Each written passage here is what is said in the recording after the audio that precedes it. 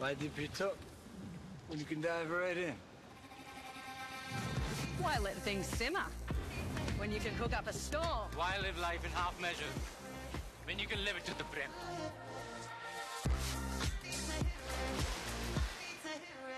सरपंच संतोष देशमुख हे एक आदर्श व्यक्तिमत्व या गावामध्ये होतं. त्यामुळेच इथले ग्रामस्थ आहेत. गेल्या 15 वर्षापासून जी ग्रामपंचायतची जी सत्ता आहे ते देशमुख या कुटुंबाच्या त्यांनी हाती दिलेलं आहे. देशमुख यांच्या जाण्यानंतर संपूर्ण गाव जे आहे ते शोकाकुल झालेलं आहे. 24 तासानंतर रात्री त्यांच्यावर अंतिम संस्कार झाले. आजचा दुसरा दिवस जरी असला तरी आज देखील या गावामध्ये कडकडीतपणे बंद पाळण्यात या ठिकाणी आलेला आहे. गावात सलग दुसऱ्या दिवशी देखील चूल बंद आहेत. काही मित्र परिवार आहेत, बातचीत करण्याचा प्रयत्न करतोय. संतोष देशमुख कसं व्यक्तिमत्व होतं?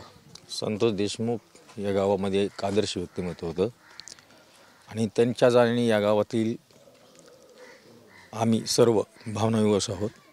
फार दुःखामधून आहेत. आमच्यासोबत राहणारा माणूस, दिवसरात्र समाजासाठी झटणारा माणूस, गावातील 15 वर्षामध्ये ही कायापलट केली ग्रामपंचायतच्या माध्यमातून सर्वसामान्यांना सहकार्य करणारा माणूस आमच्यामधून निघून गेला आहे. ही आम्हाला दुःखद सहन होत नाही. या ठिकाणी एवढंच बोलतो. काय भावना आहेत, कुठल्या कुठल्या आठवणी संतोष यांच्या आहेत? ची एक माझी आठवण स्वतःची बोललं, एक गावासाठी आपल्या कब्रिस्तान नव्हतं साहेब. कब्रिस्तानसाठी एक त्यांनी ठरावामध्ये ग्रामपंचायतमध्ये सांगितलं होतं की आपल्याला सनी आपण मी वचननामा घेतलेला आहे, आपल्याला कब्रिस्तान माझं पूर्ण नाही झालेलं, आपल्याला तात्काळ तेवढं कब्रिस्तान आणायचं आहे. त्यासाठी माणूस सकाळी 7 वाजता साहेब माझ्या दारात इथं आले. आम्ही सकाळी बरोबर सकाळी 7 वाजता आम्ही मुंबईमध्ये चेंबूरमध्ये पोहोचलो. मी म्हणून आणला घरी, चला आपलं तिथं घर आहे. म्हणजे नको, आधी आपलं काम. आम्ही एक बुद्धविहार होतं साहेब, बुद्धविहारामध्ये आंघोळ केली आम्ही.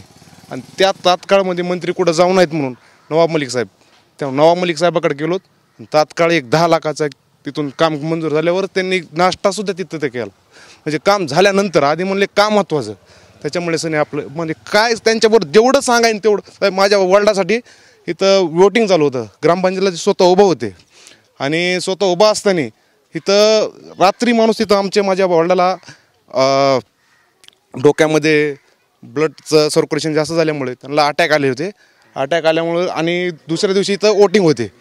वोटिंग वाचल्यामुळे आणि सरपंच स्वतः तिथे आहेत लातूरमध्ये आणि म्हणले राजकारण गेले म्हणले खड्ड्यात, मला माणूस महत्त्वाचा आहे. मी जेवढं सांगेन तेवढं त्यांच्यासाठी खूपच कमी आहे. काय नेमकं त्या दिवशी घडलं होतं? मग सगळे ग्रामस्थ कुठं होते? एवढं का उशीर झाला सगळ्या ग्रामस्थांना, मित्रांना त्यांच्यापर्यंत पोहोचायला? मला 3:18 फोन आला होता. त्याने मला म्हणले कुठे आहेस? मी म्हणलं हॉटेलवर आहे, हॉटेलवर काम करतो म्हणलं तिथंच. तर ते म्हणले, मग मी विचारलं त्यांना, ते तुम्ही कुठं आहात? तर ते म्हणले मी केजमध्ये आहे, थांबणार आहे थोडं आणि निघणार आहे. त्यानंतर मी म्हणलं ठीक आहे, कधी येणार आहेत? म्हणले 5-10 मिनिटात मी येईल घाल. पण असं झालं, मी त्यांच्याबरोबर एकदम 15 वर्ष झालं काम करतो आणि मला प्रत्येक गोष्ट ते शनी सांगत की अण्णा असं झालंय, अण्णा असं होणार आहे, आपण घरासाठी काम करणार. खरंच मला काय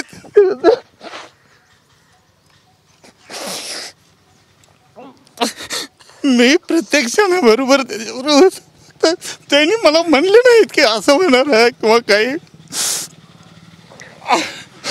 मित्र आहेत, अश्रू अनावर होतात, साहजिकच आहे. एक चांगला माणूस त्यांच्यात नाहीये. काय भावना आहेत? मित्र होते चांगले संतोष देशमुख. गावासाठी त्यांनी खूप मदती केली आहे. सगळं चांगले, कुणाच्या मदतीला धावून जाणारे व्यक्ती.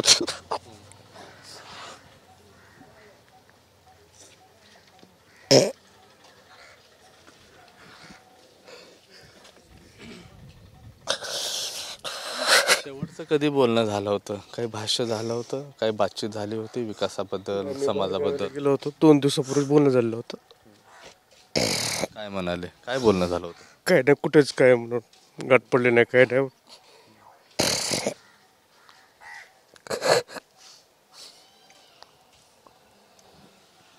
हे सर्व मित्र परिवार आहे. अक्षरशः त्यांना अश्रू अनावर होतं. 15 वर्षाचा त्यांचा सहवास आहे.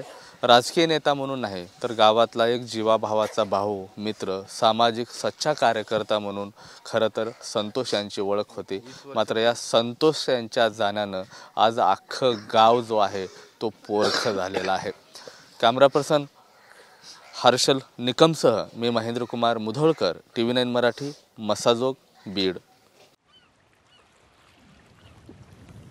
Why dip your toe when you can dive right in? Why let things simmer when you can cook up a storm? Why live life in half measure when you can live it to the brim?